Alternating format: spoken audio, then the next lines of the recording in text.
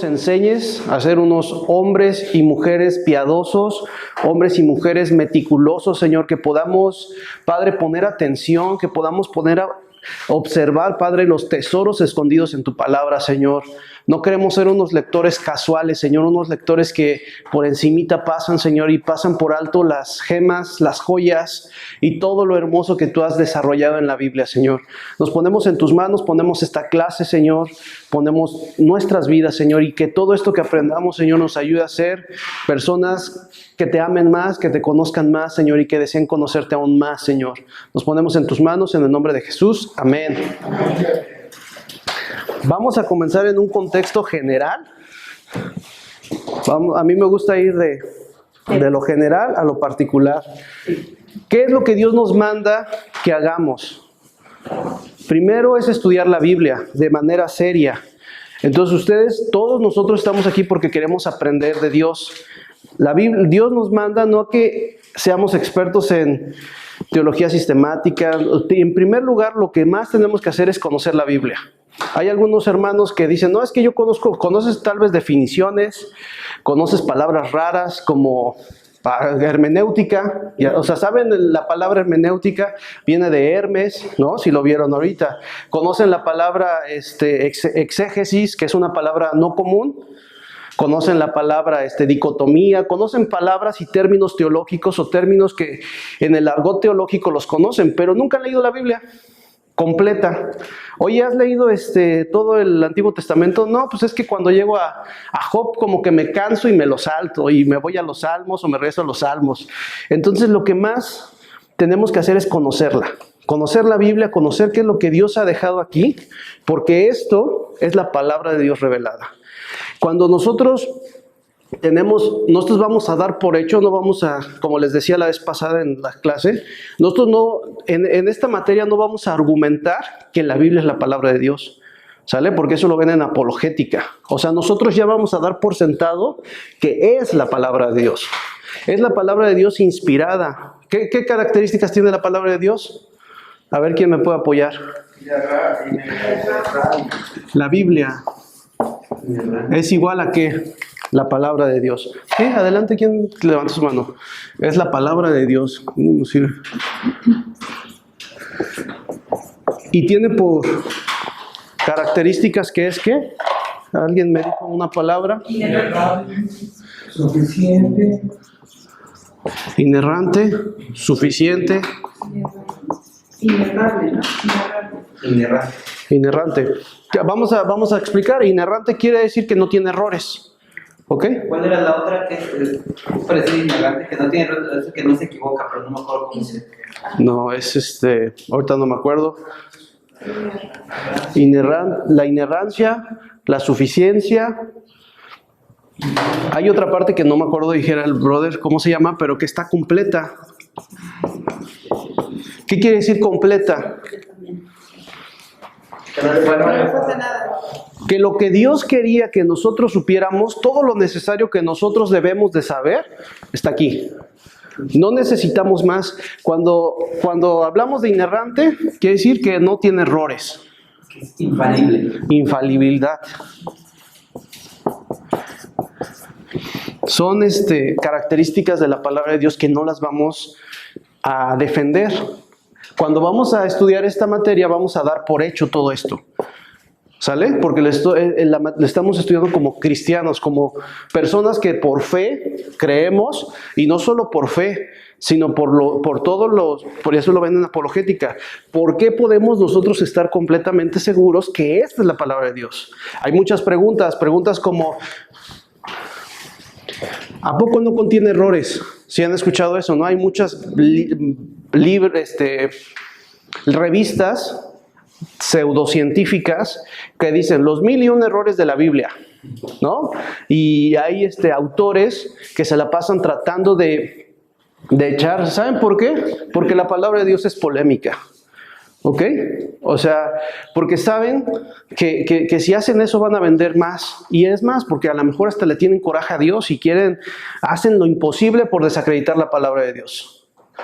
Pero pues no se puede. Hay muchos testimonios de brothers que han tratado de hacer eso. ¿Y qué pasa con ellos? Se topan con pared, terminan convirtiéndose a Cristo y terminan siendo uno de los apologistas número uno porque tienen todas las armas. Se metieron a investigar, pues la Biblia ha de faltar por acá, y se meten por allá y se topan con pared. No, fíjate que en ignorancia hablábamos y decíamos, es que la Biblia tiene hartos errores, ¿no? Pero cuando realmente se metieron a estudiar eso, pues se descubren que no es cierto, que lo que ellos pensaban o que la gente dice, estaban equivocados y terminan siendo apologistas.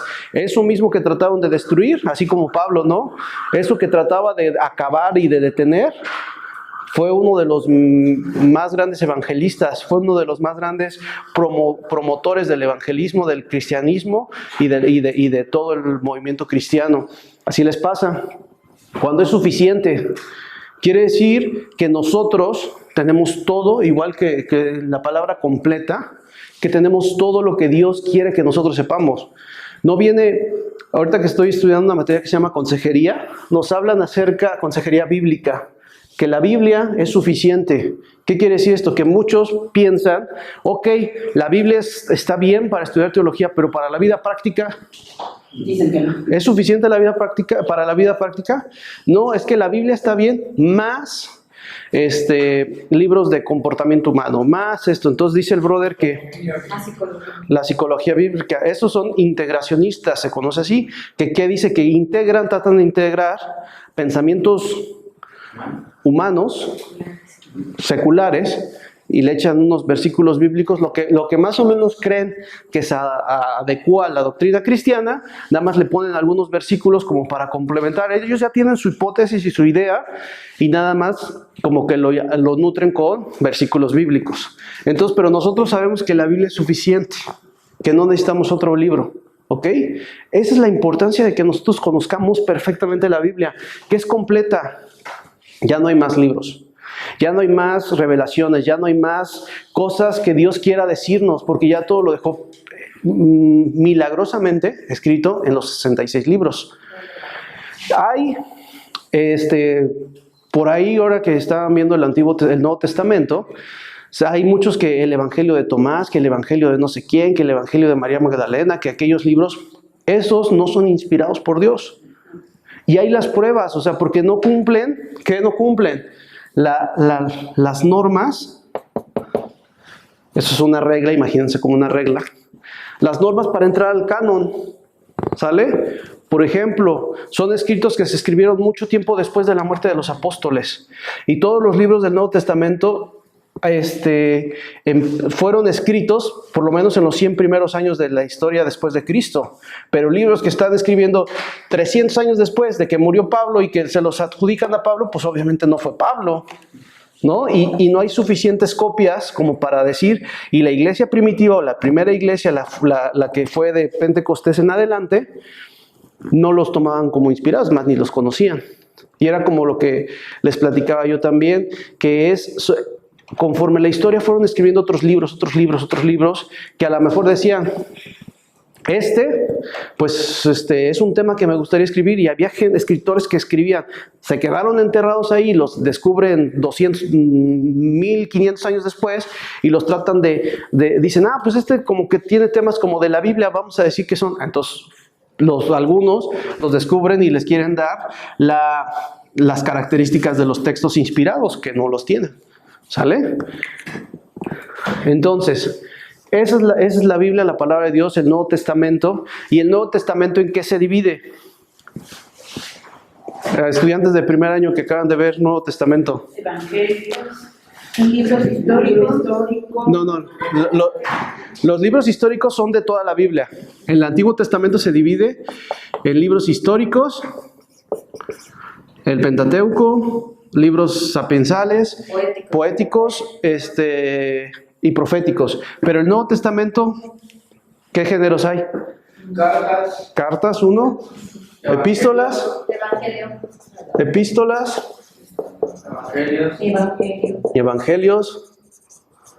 ¿Es correcto decir evangelios? Y proféticos, ¿no? Libros, es uno solo evangelio escrito en 4 libros. Puedes, yo digo que como tú quieras, no tengo problemas con eso. Si puedes decir evangelios o el...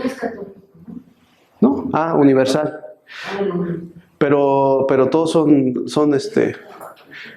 ¿cuál otro? Cartas son epístolas. Profético. ¿Y el libro de los Hechos se considera histórico? Histórico. Nada más que no tenemos plumoncillos. Vamos a ver si proféticos. Entra dentro de las cartas.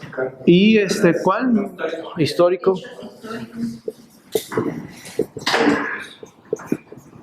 ¿Sale? Entonces el Nuevo Testamento se divide en estos libros, en estos rubros. ¿Sale? Sí. ¿Qué materia vamos a ver? Las cartas. ¿Y Juan? ¿Todas las cartas? ¿Todas las epístolas? Cartas de Juan. Judas. No. Primera, segunda y tercera de Juan y Judas. Primera epístola de Juan, segunda epístola de Juan, tercera epístola de Juan y Judas. Judas. ¿Sale? Entonces, ¿en qué zona lo metemos? Obviamente la de cartas, ¿no? Cartas. Vamos a comenzar con las de Juan. ¿Sale? Entonces lo vamos a ubicar en epístolas. ¿Eso es importante? Sí. ¿Por qué? Según para saber qué era el sentido que le quiso dar al autor. Exactamente. Cuando nosotros vamos a estudiar y vamos a profundizar en un libro, es lo mismo estudiar un libro poético y tomarlo por como que es eso. O sea, por ejemplo, la poesía que hace mucho uso de ¿qué? De las rimas, por ejemplo, son cánticos, entonces hace muchas analogías. ¿Sale? Sí. Cuando le dice, oh, esposa mía, en el libro de los cantares. Ahorita no me viene a la mente ningún piropo. ¿Alguien se acuerda de un piropo de cantares? Tus ojos son como venados. Tus ojos son como venados. A ver, no, creo que es que sí, lo argumentaba así como... No de que era como gacela, decía. A ver, saquen del libro de su Biblia y busquen un piropo del libro de cantares. Mejor. A ver, para que no inventemos. Mejor son tus besos que el vino. Mejor son tus besos que el vino, ahí está. Entonces, lo vamos a entender e interpretar de manera literal. Uno de los principios de la hermenéutica es que la Biblia se interpreta de manera literal. Pero ese no lo puedes interpretar de manera literal porque le falta la parte histórica, o sea, tú tienes que ubicarlo, que es un poema, ¿ok? Los salmos son canciones, entonces se tienen que interpretar como canciones y tenemos que entender que no es lo mismo que las epístolas, por ejemplo, las cartas pastorales. Las cartas pastorales son indicaciones directas a hermanos de la iglesia. Entonces a lo mejor ahí sí los tenemos que entender de manera literal. Pero cuando son canciones, pues es una canción. O sea, debemos de entender que está dentro del ámbito de las canciones y debemos de pasar por filtro eso. Cuando nosotros vamos a ver lo de las epístolas, nosotros debemos de interpretar ese libro como una epístola, ¿ok? Como una carta. Hasta aquí, ¿cómo vamos? Bien, muy bien. ¿Tienen alguna duda? Cuando tú ves una carta, ¿quién ha escrito una carta? A ver, Josh, Josué, dime de qué. ¿A quién le escribiste una carta? Escribí una carta en un intercambio de regalos. Ajá. Y puse la fecha. ¿A quién se la escribiste? A un amigo. Amigo. Sí. ¿Ese amigo de dónde lo conociste? La iglesia. De la iglesia. Amigo, es cristiano. Es congregante. Entonces no es cristiano, es congregante. Exacto. ¿Qué más? ¿Es de tu edad? ¿Es joven? ¿Es anciano? Un poco más menor que yo. Más pequeño. Sí. Es joven, vamos a ponerle. Joven. Sí. ¿Qué más? Sí. ¿Vive en Cuernavaca? En Iguala. Es de Iguala. ¿Vive en tu misma ciudad? Sí. Bueno, no.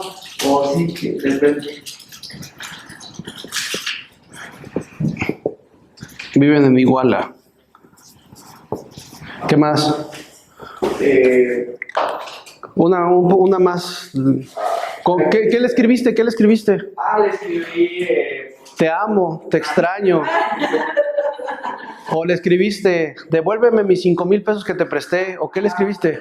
No, le escribí, bueno, era un regalo y aparte le agregué una carta donde lo animaba. Llevaba un regalo. Ajá. Palabras de ánimo. Palabras de ánimo, sí. Hasta ahí vamos a... Si se dan cuenta, otra persona ha escrito una carta? Sí. A ver, Pau. De amor. Una carta de amor. No, es lo mismo. Cuando ibas en la secundaria, ¿le escribiste una carta de amor a quién? ¿A tu novio, a tu amigo, a tu amor platónico? Vas a poner en la secundaria. A tu novio. A tu novio. ¿Cuánto tiempo salieron?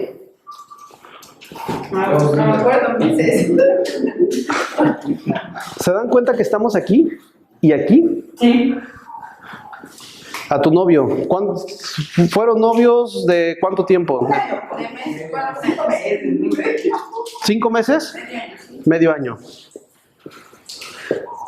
¿Iban en la misma escuela? Sí. ¿Misma carrera? No. Era guapo. ¿Tú qué estudiabas y él qué estudiaba? Yo hotelería y él Ajá. contabilidad. Mismo idioma. ¿Qué más? ¿Era más grande que tú? ¿Era más chico? ¿Era de la misma edad? ¿Qué más? ¿Qué le decías? ¿Qué le escribiste? O sea, invéntate más o menos, o sea, a grandes rasgos, no queremos palabras literales, sino a grandes rasgos. ¿Y para qué le escribiste? Ajá. ¿Qué le reclamaste? Le dijiste, estoy súper enamorada, le dijiste, ya no te quiero ver jamás, nunca, olvídate de mí. Entonces el motivo era amor, Muy especial para mí. elogios. Elogios. Que lo extrañaba. ¿No lo habías visto? No, es que si lo extrañabas, a lo mejor él se fue a estudiar a otro. Pues es que no estábamos en el mismo salón.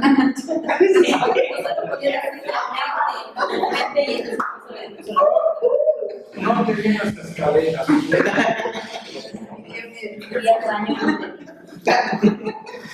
Otro, si quieres ya ahí, Pau. Otro, alguien más, una más, nada más vamos a comparar estas 3 rápidos. Bueno, sí, yo le escribí una carta a mi hijo. A tu hijo. Sí, le escribí una carta a mi hijo.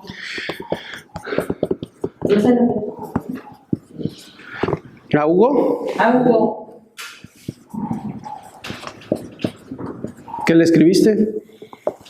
¿Para qué le escribiste? ¿Tú dijiste bien? ¿Qué fue el motivo? Le escribí para decirle que primero le daba gracias a Dios por haberlo tenido y que me comprometía a guiarlo para que fuera un buen hombre. Promesas. Sí. Gratitud, pero a él, a Dios.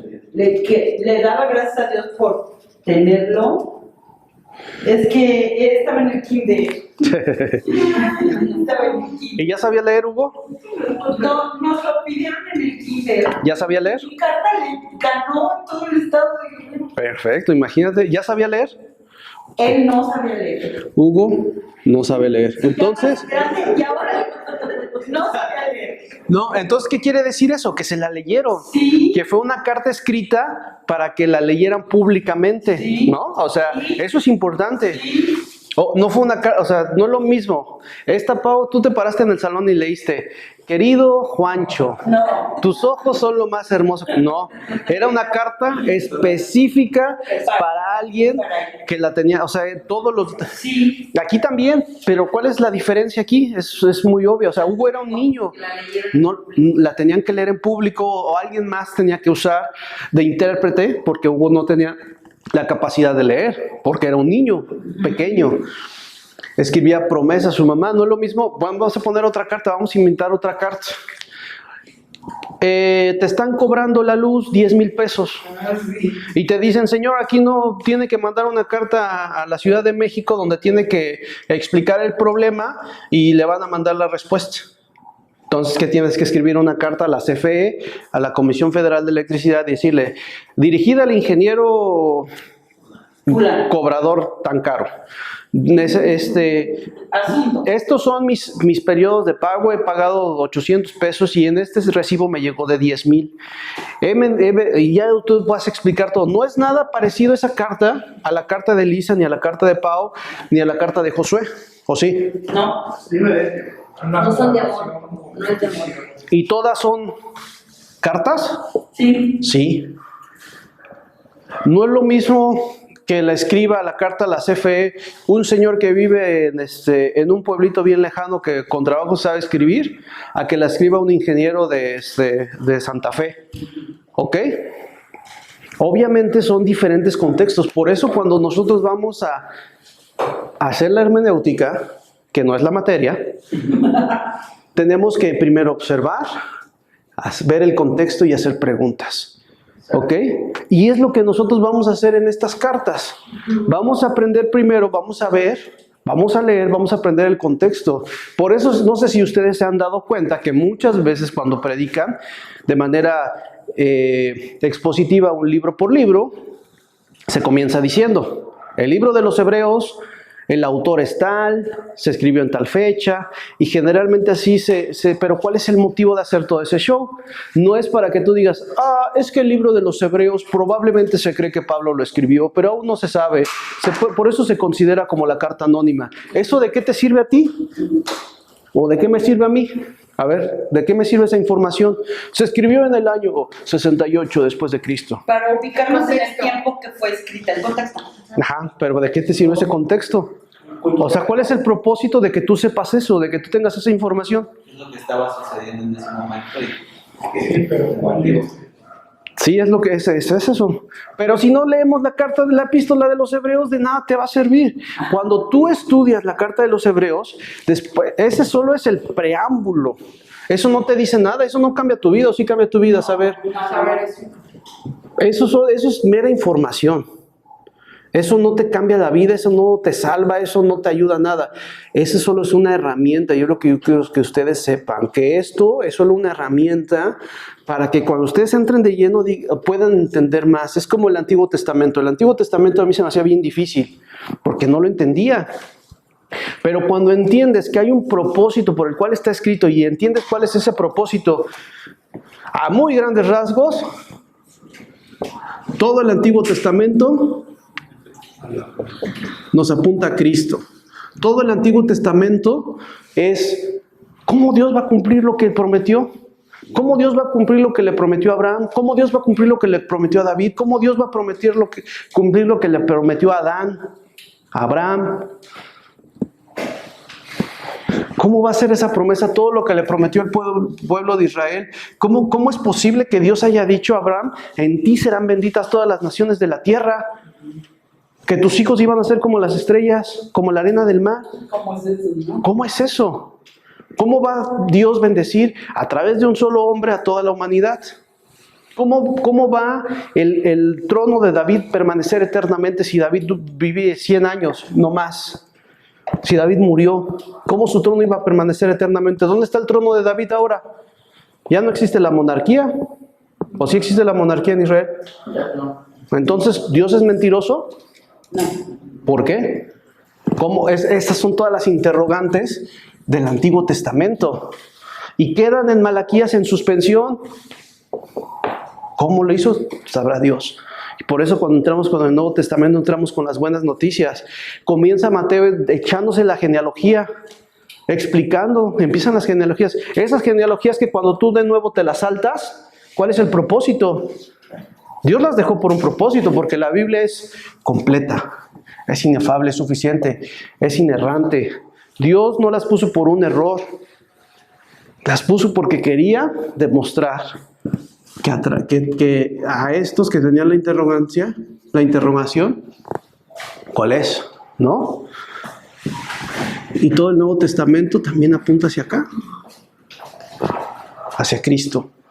Cristo es el centro. Es el centro de la palabra de Dios, es el centro de Dios, es a lo que Dios siempre nos quiere llevar. Hay muchos libros y muchas materias que hablan acerca de cómo encontrar a Jesús en el Antiguo Testamento, cómo encontrar a Jesús en los Salmos, cómo encontrar a Jesús. ¿Por qué? Porque ese es el centro. Es lo que nosotros, cuando tú estudias Primera de Juan, cuando tú estudias cualquier parte de la Biblia, si no te lleva a Cristo, no estás entendiendo bien. La Biblia no está equivocada. Tú estás equivocado. Tú estás haciendo un proceso de observación incorrecto. Por eso que hay muchas herejías, muchas falsas doctrinas, falsos profetas, falsas religiones, sectas y más y más y más y más. ¿Por qué? Porque no hacen una correcta observación, porque no hacen una correcta exégesis, porque sacan de contexto las palabras, porque ellos no entienden que se divide ¿en qué? En históricos, en proféticos, en evangelios. Es importante que nosotros, no es que seamos una mente cuadradita, sino es que realmente no es lo mismo que hagamos una enseñanza, una doctrina acerca de una carta de amor. En el curso de hermenéutica ponen un ejemplo donde imagínense que alguien encuentra palabras al azar. Vamos a ponerle, imagínense que la carta de Pau está así escrita y la dividimos así. ¿Sale? La partimos en pedacitos y se la reparto a cada uno.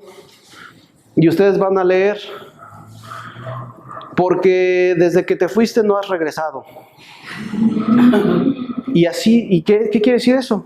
Otra, te amo, bombón. Otra, quiero morirme. Porque a lo mejor sin ti me quiero morir, te extraño tanto. Pero ya cuando, si no lo lees completo, si nada más lees quiero morirme, es una carta suicida.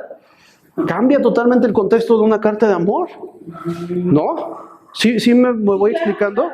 Si solo lees Es que el amor lo canalizo de otra manera, en dolor y en desesperación, ¿no? Pero tú nada más tienes esa frase de me quiero morir. No tienes el contexto inmediato. No tienes... vas a creer que Pau se quería morir. Que estaba escribiendo una carta de suicidio. Si nada más tienes esa parte. Pero en realidad es una carta de amor, es una carta de alegría. Por ejemplo, cuando llega mi hija, la chiquitita, que se me va y me presume su vestidito, le digo, ay no, por favor, me muero, estás tan hermosa. Pero ese me muero, si nada más sacamos el me muero de todo el contexto de que yo se lo estoy diciendo a mi hija que me está presumiendo su vestidito, pues a lo mejor dicen, no, es que Javier se está muriendo, hay que hablarle al hospital y me meten en el grupo de oración. Entonces, pero en realidad no es, y eso es lo que tenemos que tener cuidado. Eso es lo que muchos hacen, que llegan, volviendo luego. Pues todos vámonos, luego volvemos. Oye, pero dice, volviendo luego a Amasías de la matanza de los edomitas, trajo también. Entonces, ¿pero eso qué nos dice? Pues, ¿de qué está hablando el relato? Reinado de Amasías.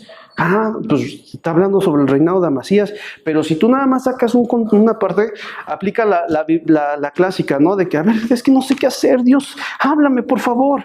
Padre, glorifica tu nombre. Sí, glorifícate, Señor, por favor, glorifícate en medio. ¿Pero qué está diciendo? Nosotros podemos llegar así y muchas veces hasta le atinan a lo que están queriendo sacar en ese momento como ese, ¿no? Glorifícate, Padre. Señor, glorifícate, por favor. Pero ¿por qué estás hablando de eso? ¿Sí me estoy explicando? Sí. Dice mi hermano que tiene una Biblia en su casa. Dice, cuando vayas, quiero que veas que tengo mi Biblia abierta en la sala. Y de repente es algo muy hermoso, muy divino. Llega el airecito y hasta le cambia de hojita. Y dice, Dios fue. Y dice, y voy y leo, ¿qué me quiere decir Dios? Y yo... Es muy romántico y es muy emocionante eso, ¿no? Todo lo místico, todo lo sobrenatural. Y Dios es sobrenatural, la Biblia es sobrenatural, pero es más sobrenatural cuando la abres. Y es más sobrenatural cuando la estudias, cuando la estudias correctamente, cuando la oras, cuando buscas a Dios. Yo les he dicho muchas veces, las pocas veces que he tenido la oportunidad, siempre les hago énfasis de que este es un libro espiritual, no es un libro intelectual. Dios usa nuestro intelecto, pero hay mucha gente súper gemia, de verdad, con un coeficiente intelectual totalmente elevado, que no la puede entender, y hay gente del campo que apenas si aprende a leer, y Dios les habla más a ellos. Por eso dice la Biblia en 1 Corintios, Dios escogió lo vil y menospreciado, lo más débil para avergonzar a lo fuerte, lo más débil. O sea, si tú sabes muchísimo de teología, no es motivo para gloriarte. No. Es más, si sabes mucho es porque Dios te lo ha revelado y porque eres el más burro de todos.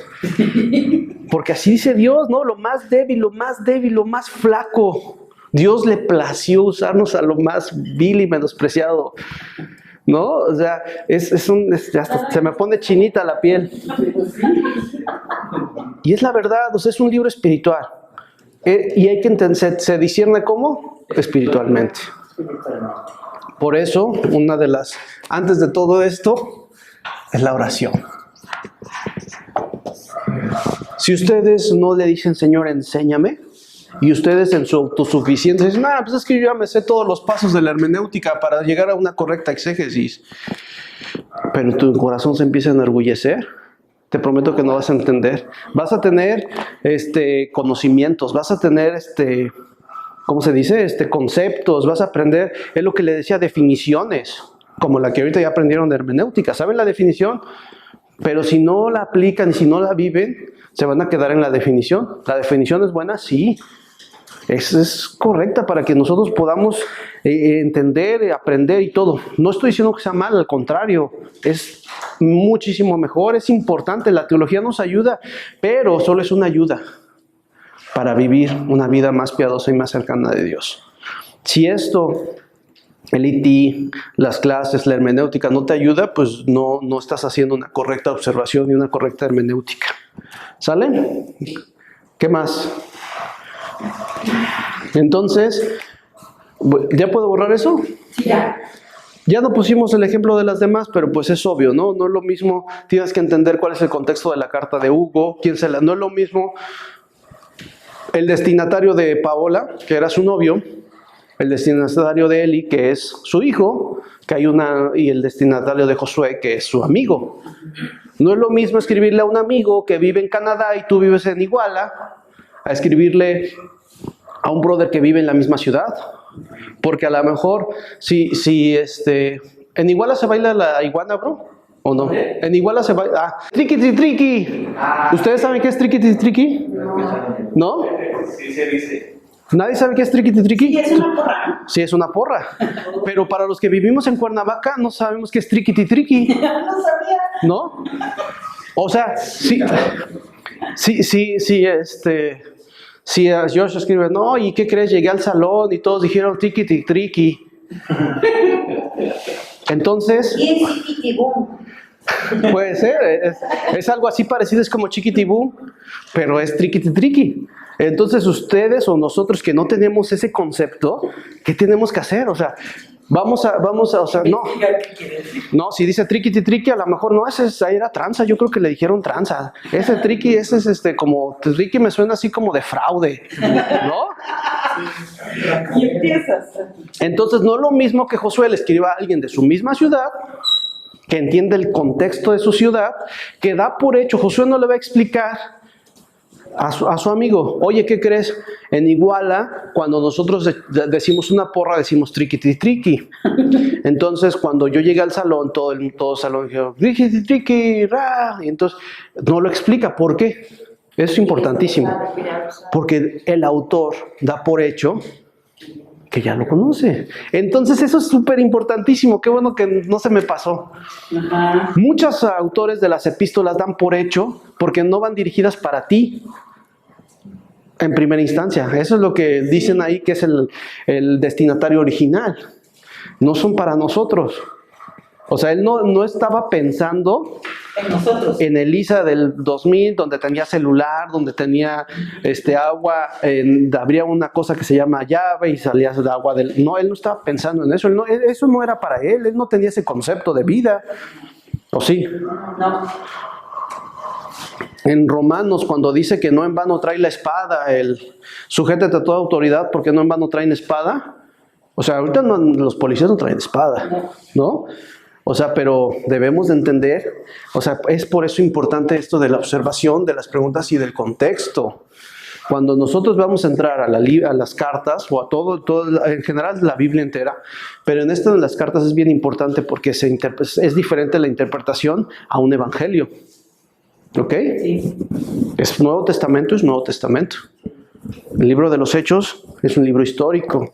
Ahí yo creo totalmente que el libro de los Hechos es la palabra de Dios, inerrante, suficiente, completa, inefable. ¿Sale? Pero hay algunos que dan mucho énfasis al libro de los Hechos.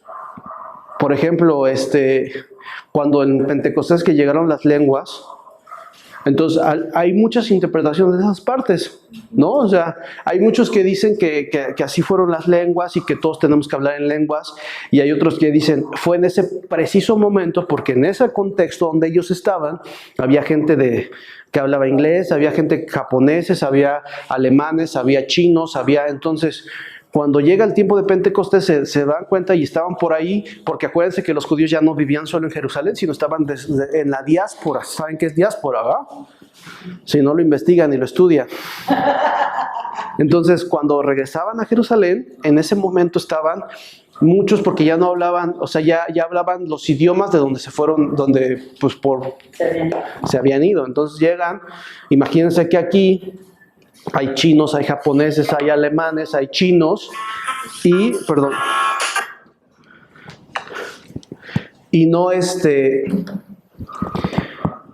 empiezan ahí y de repente, ¿cuál es la maravilla? Que todos se entienden. Dice, pero pues ¿qué estos a poco son chinos? No, pero Elisa está hablando en chino. ¿Y qué está hablando en chino? ¿Le está pidiendo su teléfono y está ligando con los chinos? No. Les estaba diciendo las maravillas de Dios y les estaba predicando el evangelio en chino. ¿Ok? Ese fue el milagro de esa parte. Entonces, tenemos que entender cuál es el contexto.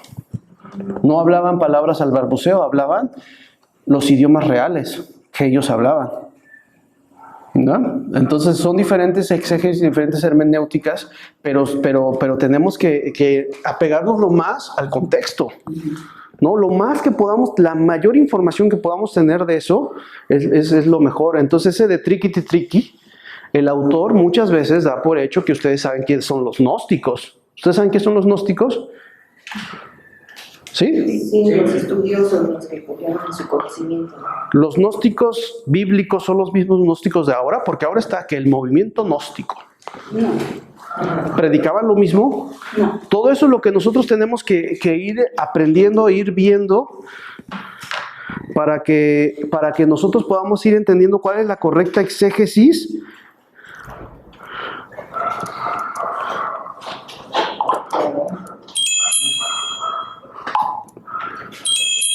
Perdón,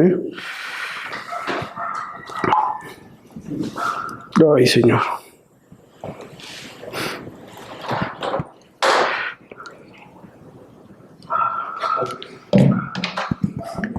¿Tienen alguna duda hasta aquí? El tricky, ya no se les va a olvidar, ¿verdad? Cuando vean una palabra ahí bien rara en la Biblia que digan, porque normalmente pasamos por alto, o sea, estamos leyendo y vemos una parte así como, es que no sé, eso de los gnósticos. Yo creo que sí habla. Y entonces, pues no sé qué sigue, y seguimos. Pero entonces nosotros, como estudiantes de la Biblia, vamos a detenernos y vamos a tratar de investigar lo más que podamos de eso. ¿Sale? Y todo eso va a salir primero. Vamos allá a borrar eso. ¿Ya puedo borrar eso? Sí, ya.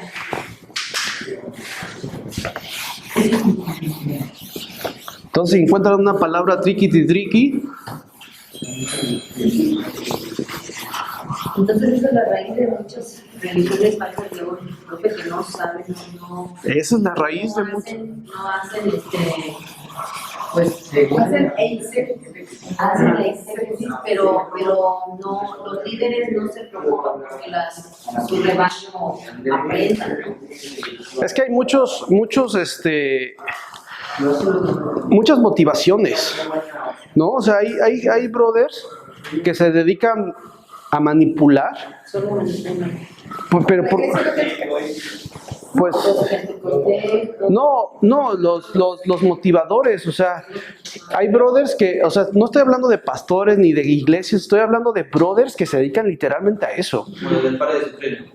Todavía es una religión, por así decirlo, es una iglesia fundada y todo. Yo me refiero a brothers que no tienen iglesia, que no tienen pastor, que no tienen nada, que predican muy bonito, que son predicadores ambulantes.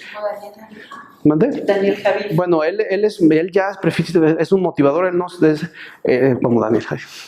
O sea, él no es pastor. No. No es maestro. No se congrega. Yo no sé si se congrega. No, dice que no. ¿Quién? Daniel Javi. Es un motivador. Entonces, ¿él qué hace? Él hace exégesis, hace eisegesis. Exégesis. Sí, a ver, explíquenos a todos qué es eso. A ver, Pone su opinión nada más y no es lo que realmente saca. Hay exégesis del texto. Saca el texto del texto. ¿Y exégesis? Exégesis es sacarte, eisegesis es poner. Sí, o sea, hacer que el texto diga lo que yo quiero decir y no decir lo que el texto quiere decir.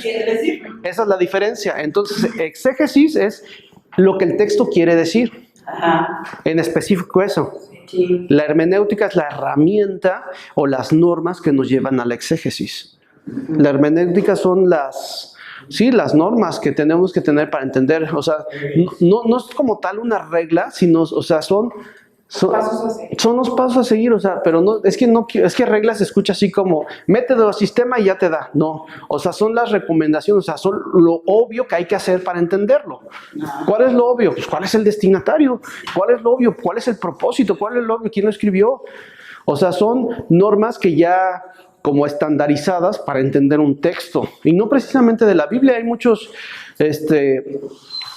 o sea, las normas de la hermenéutica se pueden aplicar en diferentes libros.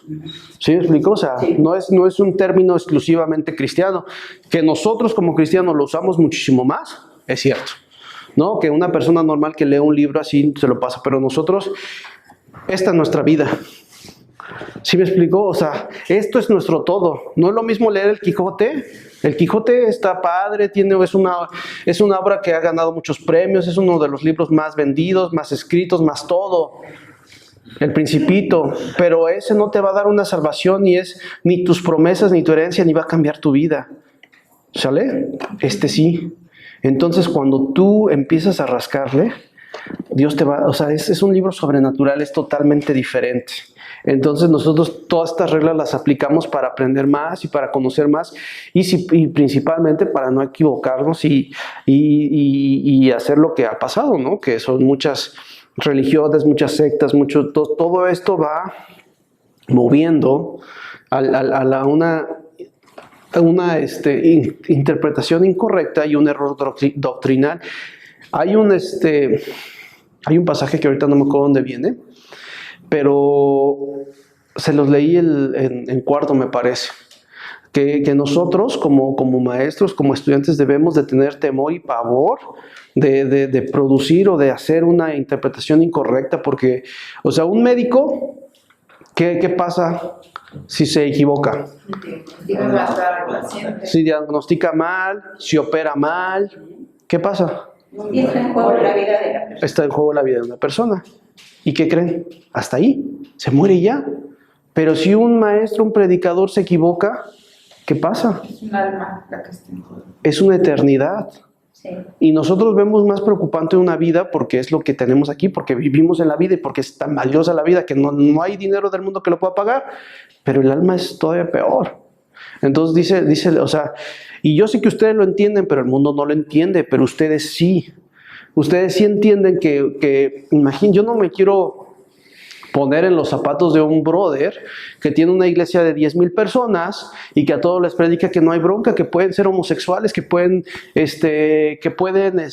adulterar, que pueden vivir en fornicación, que pueden hacer lo que quieran porque Cristo te va a perdonar y te va a salvar y que al final de cuentas a todos nos va a salvar.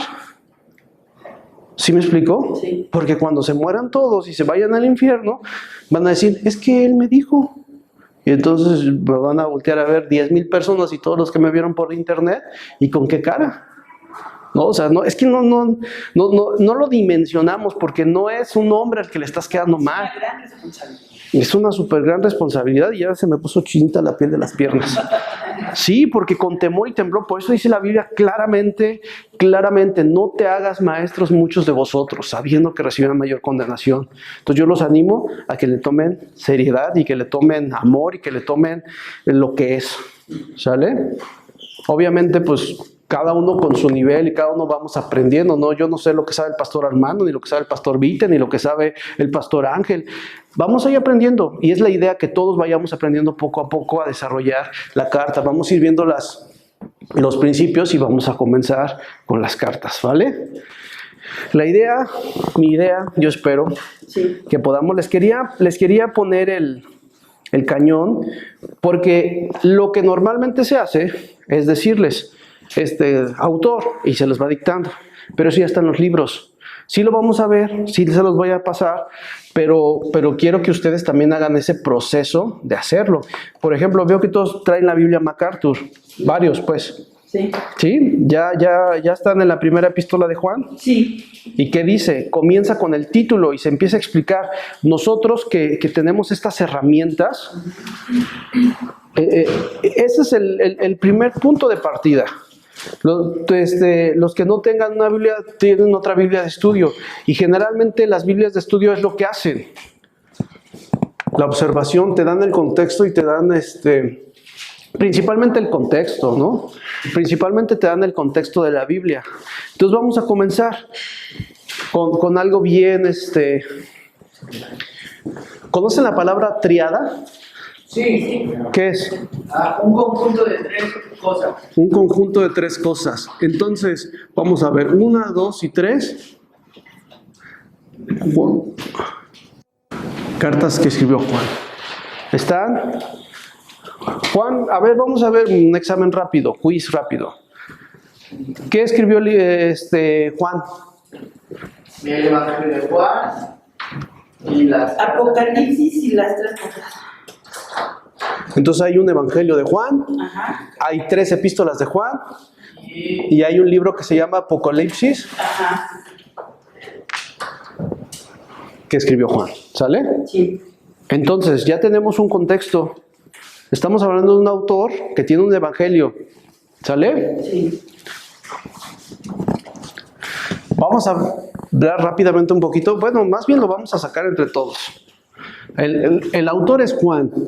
Vamos a ver después la evidencia, porque normalmente son cosillas que ustedes ya deben de tener, que comienza con la autoría. ¿Cuál es la autoría? ¿Cuál es la evidencia interna? Cuando yo digo evidencia interna, ¿a qué me refiero? Puede ser Policarpio o Irineo. ¿No? Evidencia interna. No. A la forma en que está escrita la carta. De que lo escribió Juan. ¿Cuál es la evidencia interna? Policarpio y Irineo. Pues de que pasó, de que caminó con Jesús, ¿no? Cuando, esas son definiciones, les voy a explicar. Cuando ustedes lean evidencia interna de una autoría, quiere decir, ¿qué dice el libro mismo de quién lo escribió? Esa es la evidencia interna. La evidencia externa es la que dice la evidencia externa es lo que dice Leo. ¿Sí me explico? O sea, la evidencia interna es, yo Juan escribo esta carta con mis propias manos. La misma carta, la evidencia interna es que la misma carta dice dentro que la escribió Juan. Esa es la evidencia interna. ¿Cuál es la evidencia dentro de la carta? O sea, cuando ustedes escriben la carta, si hay algunas cartas, como las de todas las epístolas de Pablo, casi todas se identifican, ¿no? ¿Cómo dicen las epístolas de Pablo? Esa es una evidencia interna. Aquí dice, la epístola no identifica al autor, pero el testimonio fuerte, consecuente y más antiguo de la iglesia se le asigna a Juan, el discípulo de Jacob. Ok, es lo que les digo. Ahorita vamos a ver qué es Juan, pero después de ver estas rápidamente bosquejo, vamos a entrar a la evidencia interna. Si la evidencia interna nos dice que es Juan, o sea, como lo que está diciendo Pau, o sea, quiero hacer ese contraste entre la de Pablo, la de Hebreos. La carta de Hebreos dice, yo Pablo, apóstol de Jesucristo, te escribo, ¿no? Pero se cree que pudo ser él porque escribe muy parecido a él, nada más, pero no está... Y una carta que diga, yo Pablo, apóstol de Jesucristo, esa es una evidencia interna muy clara, sí. ¿ok? En el Evangelio de Juan sí dice que él llegó al final. ¿Cómo dice el Evangelio? El Evangelio dice, el de Juan dice. A ver, vamos a poner atención en la hermana. En Juan 21, 24 dice, este es el discípulo que da testimonio de estas cosas, escribió estas cosas, sabemos que su testimonio es verdadero. Ahí no dice que la escribió Juan. Alguien está diciendo que pero aquí habla antes, en el 20 dice el discípulo amado. Pero no dice el nombre de Juan. ¿Sí me explico? Ese es pero estás muy bien, Rosy, ¿te llamas? Sí, ¿verdad? Yuri. Estás muy bien, Yuri. Esa es la evidencia interna. Eso es la evidencia interna. ¿Qué dice la carta? ¿Quién la escribió? Y nos da pistas. No dice Juan. Eso es lo que yo quiero llegar. Juan, No, exactamente. Eso es lo que yo quiero llegar. No dice Juan literal. A diferencia de las de Pablo. Esa es la evidencia de Pablo es súper clara, ¿no? O sea, no hay duda. Pero sin embargo, las dos son evidencias internas. Son evidencias. Es lo que quiero decir. La evidencia interna de un autor es qué dice la misma carta de ese autor. En este caso, el libro de Juan dice eso, lo que leyó Yuri, ¿sale? La epístola de Pablo es inefable, o sea, pero hay más dudas, o sea, tenemos que ver esto, o sea, ¿cuántos Pablos había en la época de Pablo? A lo mejor, ¿cuántos Judas había? La carta de Judas la escribió Judas Iscariote, Judas, ¿quién? ¿Cuál Judas? ¿Cuál Judas? Entonces, ahí son muchas cosas, la evidencia interna, la evidencia externa y también pues aquí viene la conclusión. Entonces, a mí me costaba mucho trabajo entender eso, pero hasta que simplemente lo vi así como es, lo entendí. Evidencia interna es qué dice el libro, evidencia externa es qué decía la iglesia de esa época, qué decían los filósofos de esa época, qué decían los padres de la iglesia, como decía nuestro hermano Leo. Esa es evidencia externa porque no viene dentro de la carta. O sea, Irineo no escribió la carta de Primera de Juan, sino él habla acerca del contexto histórico de esa carta, ¿no? Los cristianos, vamos a ponerle, ¿no? O sea, Josefo, ¿no? O así, los cristianos de esta época creían que pasó esto y esto y esto. Entonces es una evidencia externa. ¿Qué decían los pensadores o los filósofos de su época? ¿Ok? Entonces vamos a regresar acá, Juan. Todavía estamos más para atrás. Sí. Ahora sí que vamos a comenzar por el comienzo. Juan, nosotros o la iglesia en general, nos vamos a adelantar, creemos que fue Juan, el discípulo amado, ¿sale? El autor del evangelio, creemos que él escribió un evangelio. Rápidamente, estudiantes de primer año que acaban de ver Nuevo Testamento, ¿cuál es el propósito de los evangelios? ¿Para qué se escribieron los evangelios? Para dar a conocer a Jesús. Sí, principalmente narran la vida de Jesús, ¿no? La vida y la palabra de Jesús. ¿Los evangelistas son testigos oculares o no conocieron a Jesús o sí o no o qué? Bueno, Juan, sí. Juan, sí, vamos a desde específico Juan. ¿Juan quién es? Es un testigo. ¿Qué quiere decir esto? Mateo también. Pero ahorita en específico de Juan. Entonces, Juan era un discípulo de Jesús, lo conoció, vivió, tenía intimidad. Entonces, cuando estamos hablando de este autor, quiere decir que él conocía a Jesús, que él vivió con Jesús, que él todo. Entonces, ¿qué más hizo Juan de divertido?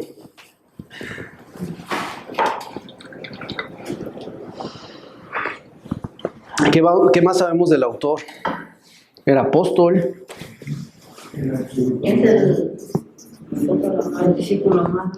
Él estuvo en dónde? ¿Qué hechos importantes vio? La transfiguración. Vio la transfiguración, vio la Santa Cena, vio la crucifixión. Sí. Él estaba ahí. Sí. Él vio morir a Jesús. Sí. Correcto. ¿Sí? Al que se le dijo que cuidara a María. ¿Sale? Y aquí, ¿qué más? Más o menos para que sepamos de quién estamos hablando. No estamos hablando de un hijo de vecino. ¿Sale? ¿Vio a Jesús resucitado? Sí. ¿Qué más? Ese que corrió con Pedro cuando fueron a la... Aparte de escribir el Evangelio, es autor de las cartas. No escribió una epístolas. Ahorita lo vamos a pasar. Y escribió el Apocalipsis.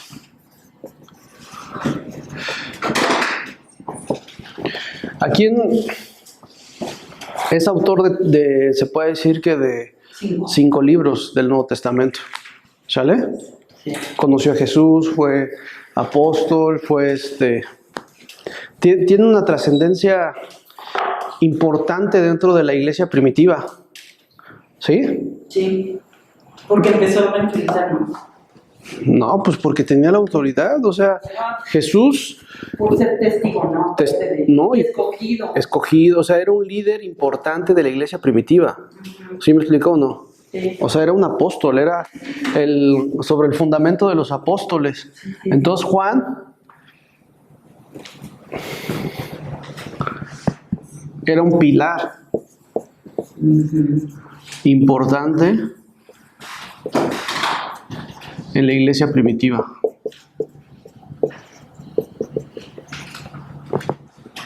¿Sale? Tuvo la mayor revelación. Pues. En el Apocalipsis. O sea, pues tuvo una revelación. De las más importantes revelaciones que ha tenido. No, pues porque ¿dónde dejan los demás? Por eso. ¿No? Dice Adolfito que tuvo la mayor revelación porque fue revelado el Apocalipsis. Es que, mira. Tuvo el contacto con él, Juan, escribió lo que vio. Exacto. Bueno, Juan escribió lo que vio de Jesús físico en las epístolas.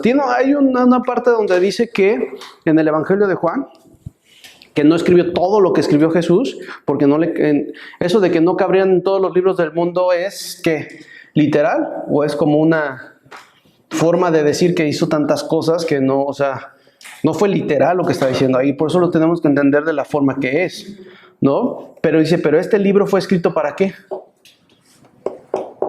Fue escrito para creer en Jesús, el Mesías, para enseñar. Para creer en Jesús, para que por él tengamos salvación. Ese fue el propósito del libro de Juan, ¿no? Entonces, ya no me acuerdo ¿qué me preguntaron? Era la máxima revelación. La máxima revelación. Entonces, él escribió lo que vio. Dice, yo, Juan, estaba aquí en la playa caminando y orando y de repente me pasó y de repente el ángel me dice, cómete el librito, no cómete el librito. Ve y vi el gran trono y vi un trono como de fuego. Entonces empieza a contar todo lo que él vio. Pero por ejemplo, Pablo es más modesto en ese aspecto y a él Dios no le puso a escribir eso. O sea, tenemos que entender esa parte, porque a Juan, es más, hasta le dijo, escribe lo que ves. ¿No? ¿Sí le dijo así o no? Sí. Escribe lo que ves. Y entonces él veía, pero no entendía. Más, hasta nosotros ahorita ni entendemos, por eso tenemos que estudiarle, porque para que le entendamos. Podría ser que no, lo que escribió no fue lo que realmente vio porque no lo entendía. Puede ser. Escribió lo que él entendió. Sí, o sea, porque, bueno, yo he escuchado algunos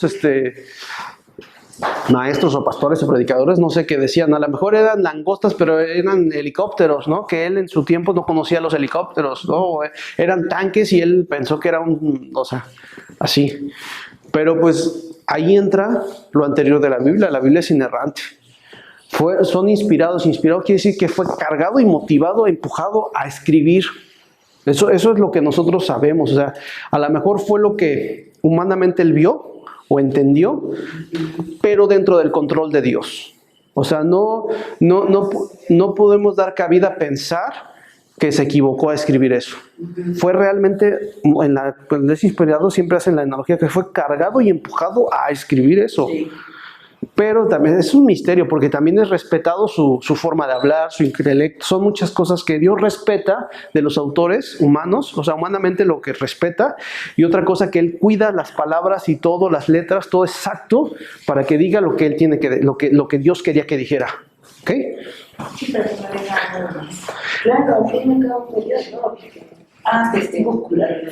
Entonces, regresando a la pregunta de Adolfito, Pablo fue más modesto. Pablo ni siquiera dice, yo fui arrebatado al tercer cielo y vi esto. Él dice, conozco a un hombre. Sí, claro. Y todos los comentaristas bíblicos y todos los pastores aseguran que fue Pablo. No, que Pablo está hablando de manera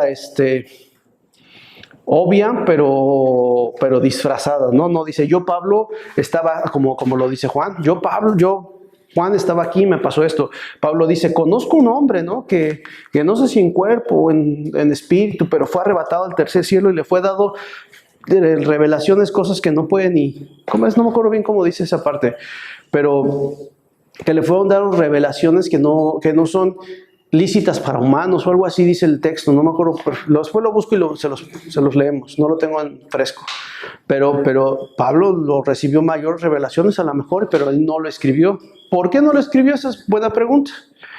Estaría padre, ¿no? Que nos contara cómo es el tercer cielo, qué vio, qué hizo. ¿Saben por qué? Porque Dios no quiso. No lo necesitas. No lo necesitas saber. Pues hay cosas que, o sea, la Biblia no responde todas las preguntas. Solo nos pone lo necesario, ni más ni menos, ni menos ni más, que lo que tú y yo necesitamos saber y conocer de Dios. Es eso la Biblia. Dice, las cosas reveladas son para nosotros y los misterios son de Dios. Dios tiene misterios que algún día los vamos a saber, ¿sí? O a lo mejor nunca. Pero lo que tú y yo debemos de saber ya lo tenemos escrito, ya lo tenemos hecho. Y quiero decirles que muchísimas personas murieron para que tú lo tengas. Muchísimas personas dieron su vida para que pudiéramos tener hoy una copia de las Escrituras. Entonces, cuando tú abres tu Biblia, debes de tener esa reverencia, saber que hermanos nuestros dieron su vida para que nosotros hoy tuviéramos la Biblia. Y con esa misma devoción debemos de estudiarla y comprenderla y amarla y estudiarla, ¿sale? Vamos a comenzar. Entonces, nosotros decimos que el libro de Juan, vamos a otra vez regresar a la MacArthur. Dice, la primera epístola de Juan. El título de la pista siempre ha sido Primera de Juan. Es la primera y más grande de la serie de 3 epístolas. Entonces, aquí, cosa importante, es la primera y más grande de las 3. O sea que hay 3, no las tenemos que tomar aisladas. O sea, parece algo muy sencillo y muy simple, pero tenemos que tener en cuenta que son 3 volúmenes, 3 epístolas. Por eso en esta materia las englobamos en las 3. ¿Y las vamos a estudiar como tal o de una por una? Primero de una por una y luego vamos a sacar una conclusión de las 3. ¿Ok? O sea, por eso digo que es importante. Es la primera de 3. O sea, tiene que tener Es más, yo considero, eso yo lo digo de mi carne, no lo digo porque lo he estudiado, pero yo creo que sería bueno que estudiáramos o sea, yo creo que el apóstol Juan tiene así sus volúmenes. Su evangelio o sea, toda la Biblia va conectada obviamente, pero en este caso específico de este autor es como ver Star Wars 1, 2 y 3, 4, 5 y 6, o sea, es parte de una misma historia o narrativa de un mismo autor. Entonces yo creo que es o sea, porque cuando tú lees dentro del contexto, pues obviamente cómo escribió su evangelio. Si se dan cuenta, a ver, déjenme decirlo. Vamos a encontrar similitudes en su forma de escribir del Evangelio y de las epístolas. El libro de Apocalipsis pues ya cambia un poco, pero las epístolas son muy, muy similares a lo que es ¿Cómo comienza el Evangelio de Juan?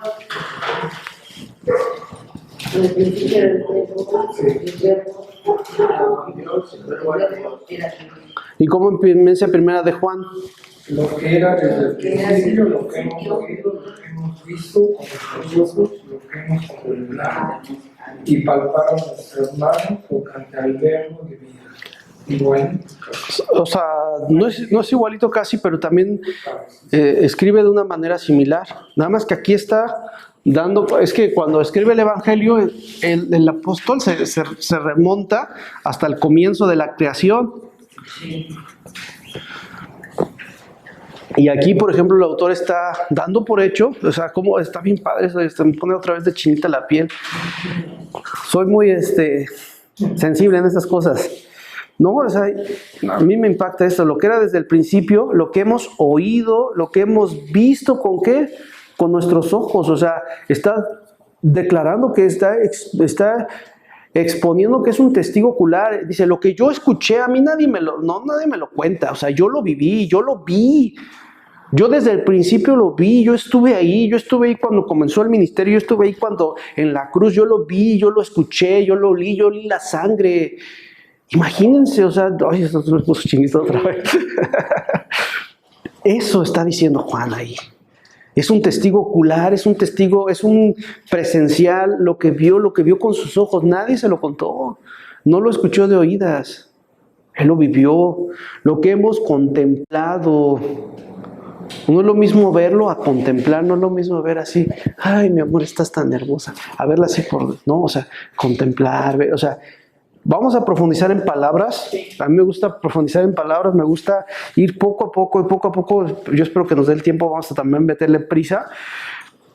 Lo que palparon nuestras manos, o sea, está bien cañón eso, ¿no? Está diciendo lo que yo vi con mis ojos, lo que yo escuché con mis orejas, lo que yo observé y contemplé, y lo que toqué, lo que palparon nuestras manos. Tocante, comenzamos a primera de Juan, en el principio era ¿qué? Y aquí habla el verbo de vida. ¿Sale? O sea, si dan cuenta hay una similitud. Entonces, por eso yo les digo, yo considero, si pueden echarse el Evangelio de Juan, para ver el capítulo anterior y entrar ya a la parte de las cartas, ¿no?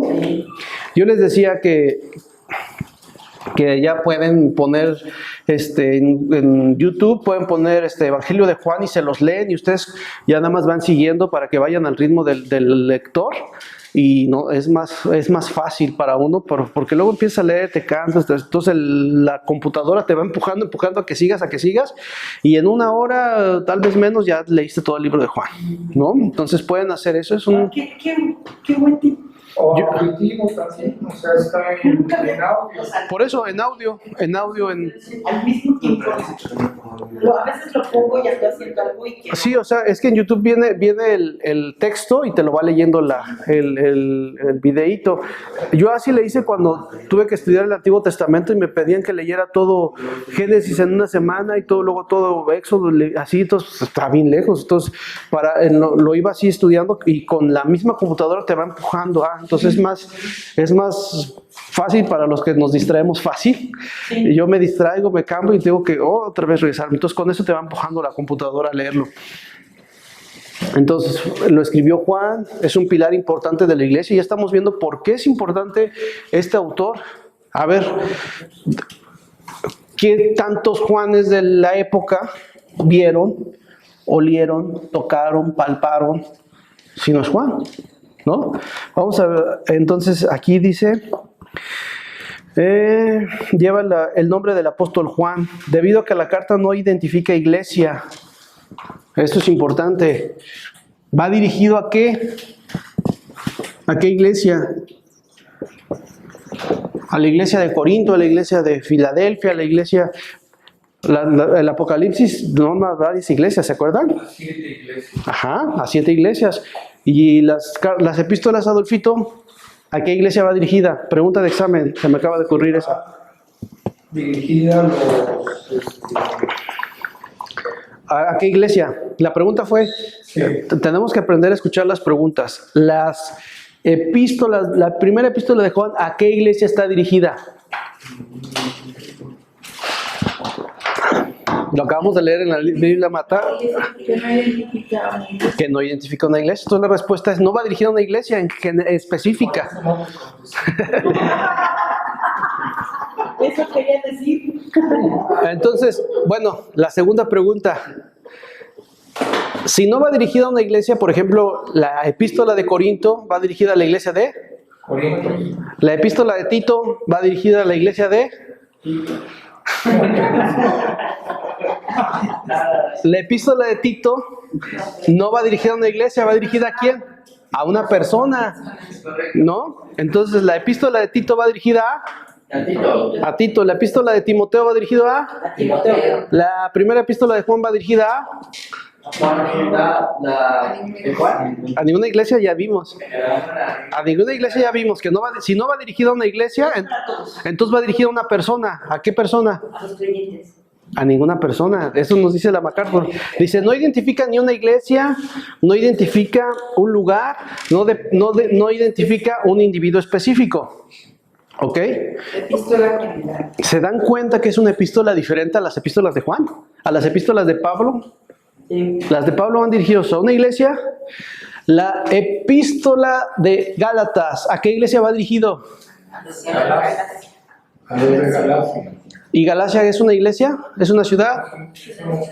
Es una región. No es una ciudad. Corinto es una ciudad. Galacia es una área específica de varias ciudades. Entonces, por eso aquí en nuestra Biblia MacArthur dice, no va dirigida o sea, cuando tú estás estudiando esto debes de entender que no va dirigida a una persona, no va dirigida a una iglesia y no va dirigida a una región. ¿Ok? Y por eso la clasifican como epístola general. ¿Qué quiere decir? Que es una epístola general. Que es para todos, ¿no? Que es para toda la iglesia en general, ¿no? O sea, Para todos aquel que ha venido a Cristo, a todos creyentes. sí, es para los creyentes. Es para los creyentes de la época. Es para los creyentes que había por costumbre en esa época. Por ejemplo, lo vimos, bueno, cuando hablamos del Nuevo Testamento, que las cartas se empezaron a distribuir entre las iglesias. A lo mejor la iglesia de Corinto tenía su carta, pero además se fueron transcribiendo y se fueron pasando entre las iglesias. O sea, la iban leyendo en diferentes... Así como nosotros no somos la iglesia de Corinto, pero leemos Primera de Corintios. Entonces se iban así traspasando. Entonces, yo especulo, o creo, que también las cartas iban así leyendo estas cartas de Juan en las diferentes iglesias, ¿no? O sea, íbanse rolando las cartas. Entonces, así fue como se compuso el canon del Nuevo Testamento. Fueron rolando las cartas y las iglesias fueron recopilando las cartas y manteniéndolas en un compendio de las cartas de los apóstoles, y ya posteriormente pues ya se juntaron todos el canon, ¿no? Entonces, no va dirigida a una iglesia. ¿Y qué características tienen las epístolas de Pablo, por ejemplo? Aquí la Biblia MacArthur dice, no tiene introducción. Introducción.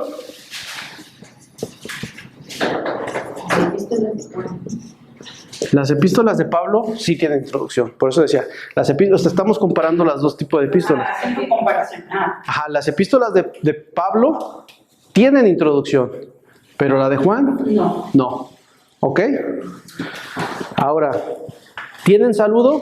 Oh, querido, exceltísimo Teófilo. Saludos. No tiene saludos. No tiene saludos. O salutación de conclusión, no tiene. Dice aquí, la Biblia MacArthur dice que tiene un tono íntimo que indica el término de epístola, aún se aplica a ella. O sea que, aunque no tiene todas las partes pasadas que vimos, pero se considera una epístola porque bueno, vamos a ponerle aquí, tono íntimo.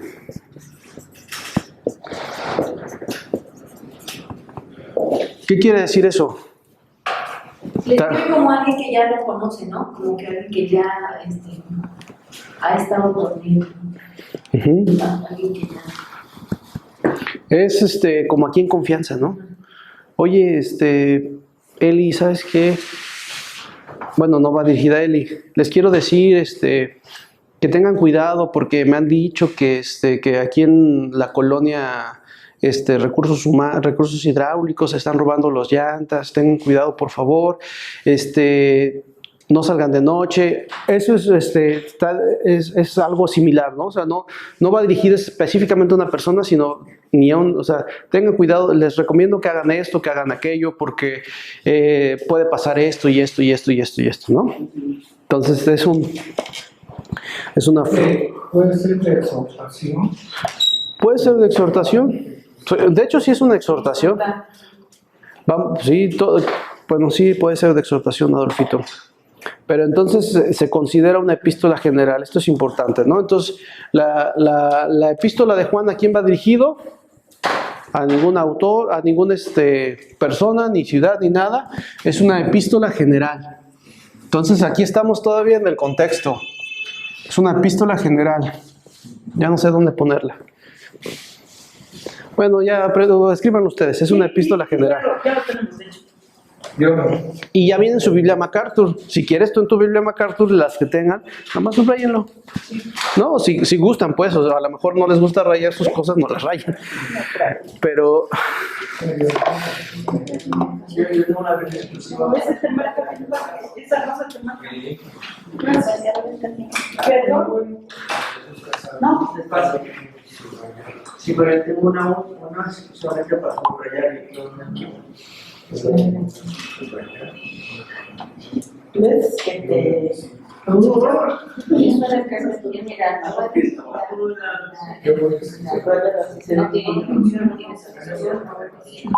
gustaría. Ah, sí, yo también en las muchas. ¿O sabes qué?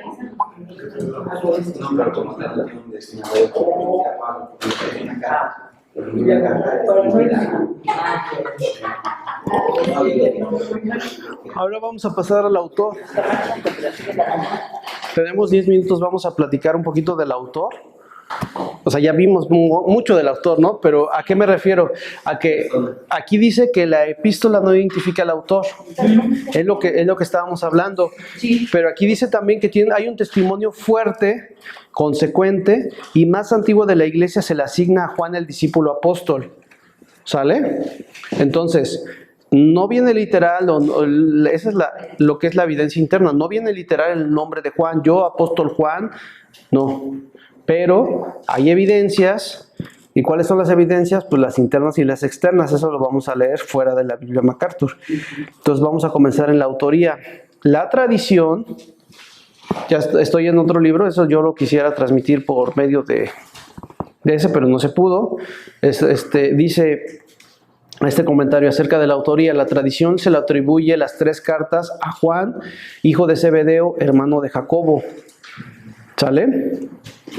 ¿Y de dónde viene ese hijo de Zebedeo? Bueno, primero Marcos 1, 19 al 20.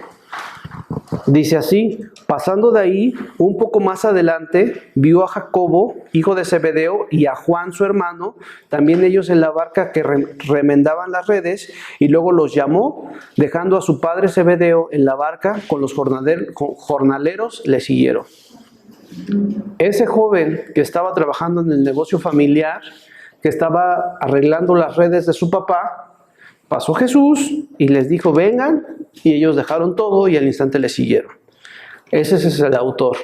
Un hombre que se dedicaba a la pesca, que se dedicaba a trabajar con su papá, que estaba ahí, y hasta identifica a su papá, Zebedeo. Si le quieren poner a su hijo Zebedeo, sería muy original porque casi no hay muchos Zebedeos. Hijo de Zebedeo y hermano de Jacobo. Y hermano de Jacobo. ¿Sale? Entonces se le atribuyen los 5 libros del Nuevo Testamento, que es los que ya vimos. Es un autor de 5 libros, que es el Evangelio, las cartas y Apocalipsis. Dice aquí que la iglesia primitiva se plantearon algunas dudas sobre la autoría de Juan, acerca de la segunda y tercera de Juan y el Apocalipsis. La primera de Juan no tenían mucha duda, pero en esas dos sí había algunas dudas, o sea, no en el preciso momento, sino creían, o sea, había dudas. ¿A qué me refiero? En algunos hay muchísima evidencia. Vamos a poner el libro de Hebreos otra vez como ejemplo. El libro de Hebreos, muchos creen que Pablo, siempre todos los comentarios, se cree que es Pablo, pero en realidad no se sabe.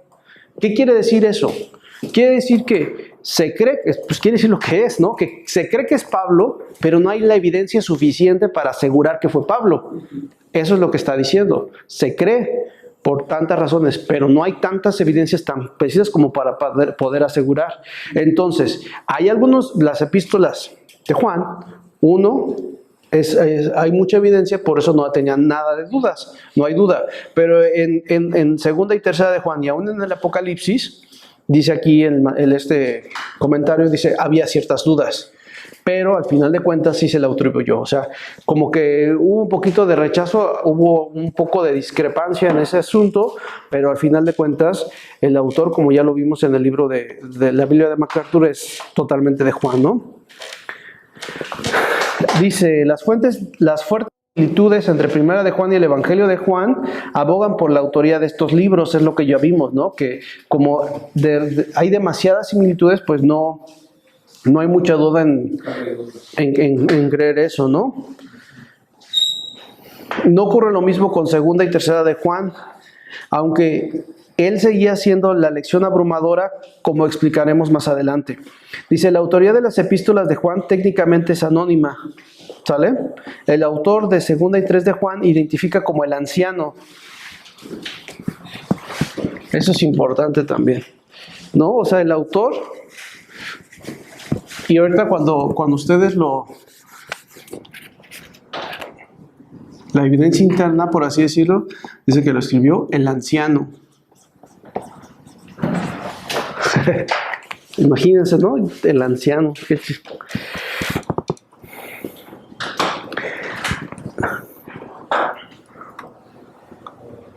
Vamos a leer segunda de Juan. ¿Cómo comienza? Segunda de Juan 1.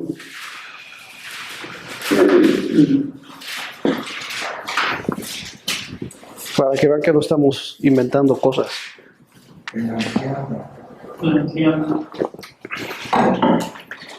Entonces, ¿cómo se identifica el autor? Y tercera de Juan 1. El anciano. Aquí sí va dirigida a alguien, ¿ya vieron? A Gallo. A Gallo. ¿Y el autor quién es? El anciano. Es un seudónimo, sobrenombre, ¿no? También en la 2, ¿no? Dice, escribió esta carta a la señora de los hijos, pero no especifica. ¿No especifica qué? Bueno, según el comentario dice que es como si le estuviera hablando, se cree que a la iglesia. Entonces... Y Gallo sí le dice que en la tercera que agradece la hospitalización. Esa sí va dirigida completamente a Gallo. No hay más evidencia que si hay un autor. Híjole, ya se nos acabó el tiempo. Por ejemplo, hay esta a mí me gusta, es para que en los libros de Lucas, ¿qué libros escribió Lucas? Hechos. Hechos, ¿y qué va el otro? Y Lucas. ¿Y para quién van dirigidos esos dos libros? ¿Para quién? ¿A los gentiles? A una persona en particular. Así empieza. Oh, excelsísimo Teófilo. Teófilo. ¿Y quién es Teófilo? ¿Fue una persona física o no fue una persona física? Es una persona física. Es que no se sabe realmente. No se habla. No. Hay algunos, así es lo que digo, o sea, hay brothers que se dedican a investigar muchas cosas y en no alcanzan, o sea, pareciera a simple vista que es una persona, ¿no? Que se llama Teófilo o Pánfilo, pero en este caso se llama Teófilo, ¿no? O sea, pudo haber puesto Pánfilo, pues, como sea, pero le puso Teófilo. Sí. Filo es amigo y Teo. Sí. Dios. Y Dios. Amigo de Dios. Un amigo de Dios. Algunos piensan o consideran que en realidad Lucas lo escribió así, no existía un Teófilo específico, pero lo escribió como a manera de decir a todos los creyentes que se han reconciliado, han sido amados por Dios. Más bien, Teófilos es el amado de Dios. Filos es amor, o amigo pues, pero amor. Profe, pero sí, algunos historiadores han dicho, ¿no?, que era un señor prominente, que era así, que sí, quería ser cristiano. Es lo que, o sea, no estoy seguro de los historiadores, pero es lo que digo, que ahí está esas dos. O sea, tanto como pudo haber sido una persona real, física, amigo de Lucas, o Lucas nada más lo tomó como seudónimo, o no, como nombre así para decir, esta carta está dirigida a todos los amados de Dios, o al amado de Dios. Y ahí entramos todos, ¿no? Los amados de Dios somos los que hemos hecho las paces con Dios a través de Jesucristo. O sea, esas son las dos, Yuri. O sea, no hay en específico, no hay pruebas suficientes para decir que fue una persona, pero también pudiera, o a lo mejor fue una persona y su amigo, y se le ocurrió a él dirigírsela a él con esta doble intención, por así decirlo. Porque decía mi discípulo amado. Entonces les digo, o sea, puede ser una persona física, puede ser, pero no estamos viendo Lucas. O sea, este es nada más como un poquito de un comentario, un paréntesis que abrimos ahí, ¿no? Y es lo mismo que estamos viendo aquí, ¿no? Aquí va dirigido a Gallo, y en otras no tiene la estamos viendo. Regresemos a la autoría, ya tenemos un minuto. Sí.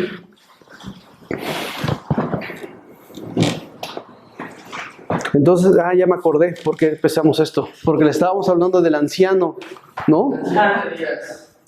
Entonces, a lo mejor pues, en vez de ponerse él, puso así nada más como por poner a alguien, ¿no? El anciano, o sea, no sé, para más emocionante. O como si escribiera Golfo yo el Fifi, ¿no? Algo así. Pues sí, más o menos. Pero para llamar la atención, Eso ya. Sino a su autoridad espiritual. Exactamente. Sí, pero ¿Estás en dónde? yo anciano, ¿cómo diría? Yo Fifi. En segunda de Juan, dice el anciano a la señora de Giles, ¿no? Pero, o sea, eso lo vamos a ver antes. Nada más ahorita es el general. Un anciano que es dentro de la iglesia es una persona, como dice Es un pastor, pero él no escribía así, ¿o sí? Sí, dice Que sí. Dice, Juan emplea este título para llamar la atención no solo sobre su edad avanzada, sino a su autoridad espiritual sobre las congregaciones. Así como para fortalecer su propio testimonio personal como testigo ocular de la vida de Jesús y todo lo que él enseñó. Vamos, gracias. Sí es Pablo, ¿cómo lo escribe Pablo? Pablo, yo, apóstol de Jesucristo, por la voluntad. O sea, él decía, yo no soy bueno, él mismo decía, soy el más pequeño de todos los más, soy como un abortivo, pero soy apóstol de Jesucristo, o sea, porque tenía que también tener autoridad. O sea, también, o sea, cuando tú vas a reprender, o sea, ¿qué era lo que hacían ellos? O sea, porque otra vez, había muchos escritos, o sea, no crean que nada más escribían ellos. Entonces están poniendo su grado de autoridad. Entonces aquí, las evidencias y pruebas internas, vamos a ver las pruebas internas. Voy a borrar otra vez para hacer espacio y vamos a avanzar un poquito en las pruebas internas y externas. ¿De pruebas internas y externas de qué? ¿O qué? Otra vez la pregunta. ¿A qué me refiero con esas? Eso es el autor. Autor es quién escribió. No estamos preguntando para qué ni nada, sino quién. Entonces, autor. Juan. Y de esto, ¿por qué decimos que hay evidencia interna? Y hay evidencia externa. Así se clasifica. ¿Y cuál es la primera evidencia interna? Ya la vimos, la vamos a repasar. Que afirma ser testigo ocular de Cristo. La primera evidencia externa. Interna, perdón.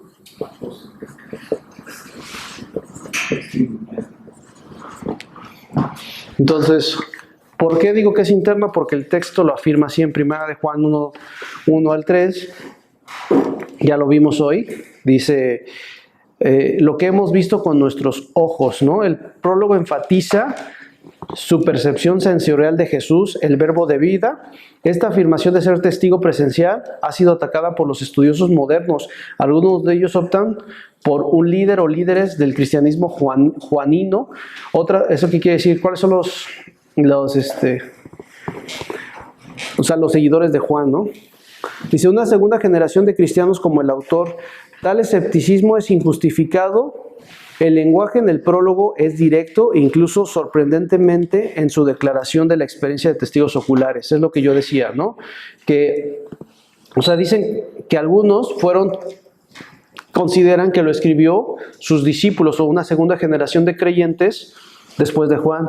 Pero cuando no puede ser válido porque Juan exagera en esto, lo que yo les decía, ¿no? Yo palpé, yo toqué, yo sentí, yo escuché, yo estuve ahí, ¿no? O sea, es una exageración, por así decirlo, pero no es que sea una exageración, sino que está dejando en claro que no quepa duda que él estuvo ahí, ¿no? Entonces, por eso no hay, ¿cómo se dice? No hay duda de que fue un testigo ocular, ¿no?